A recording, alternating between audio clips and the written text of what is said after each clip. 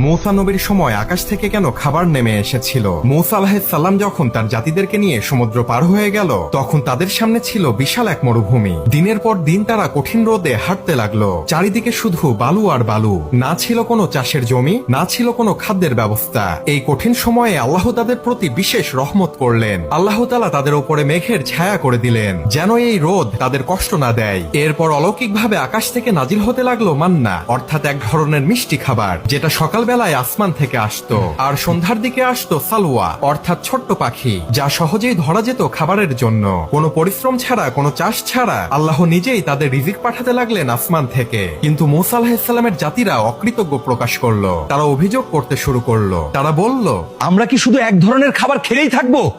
আমাদের জন্য জমিনের শাক সবজি, ডাল, ফল এগুলো পাঠাও। অর্থাৎ তারা আসমানের অলৌকিক খাবার অপছন্দ করলো এবং জমিনের সাধারণ খাবার চাইলো। তাদের এই অকৃতজ্ঞতার কারণে আল্লাহ তাআলা তাদের উপরে রিজিক দেওয়া বন্ধ করে দিলেন।